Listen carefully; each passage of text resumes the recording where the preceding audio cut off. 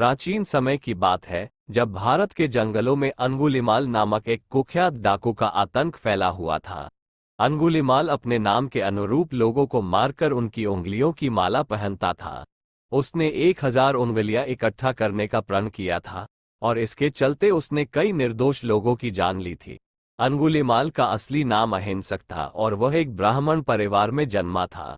बचपन से ही वह बहुत प्रतिभाशाली और होशियार था, लेकिन उसके लोगों का भय इतना बढ़ गया था कि कोई भी उस रास्ते से गुजरने की हिम्मत नहीं करता था।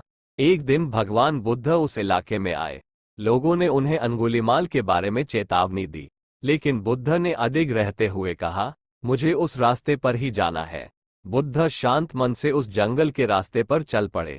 जैसे ही अंगुलीमाल ने बुद्ध को देखा, उसने सोचा कि यह उसकी 1000वीं उंगली प्राप्त करने का अवसर है। वह तेजी से बुद्ध की ओर बढ़ा, लेकिन जितना वह तेज चलता, बुद्ध उतने ही धीमे चलते। उसे ये समझ नहीं आ रहा था। बुद्ध ने शांतिपूर्वक उत्तर दिया, मैं तो रुक चुका हूं अंगुलीमाल, अब तुम्हें रुकना चाहिए। अंगुलीमाल हक्का बक्का रह गया। उसने पूछा, तुम क्या कह रहे हो? तुम तो लगातार चल रहे हो। बुद्ध ने उत्तर दिया, मैंने हिंसा, क्रोध और नफरत का रास्ता छोड़ दिया है। मैंने अपने अंदर की सारी नकारात्मकता को रोक दिया है। लेकिन तुम अभी भी इन भावनाओं के गुलाम हो। तुम कब रुकोगे? बुद्ध की इन बातों ने अंगुलीमाल के दिल को छू लिया। उसने महसूस किया कि वह एक गलत रास्ते पर है। उसके अंदर परिवर्तन की लहर दौड़ गई। उसने बुद्ध फट के चरणों में गिरकर क्षमा मांगी और अपनी सारी बुराइयों को छोड़ने का संकल्प लिया। बुद्ध ने उसे अपनी शरण में ले लिया और उसे धम्म की दीक्षा दी।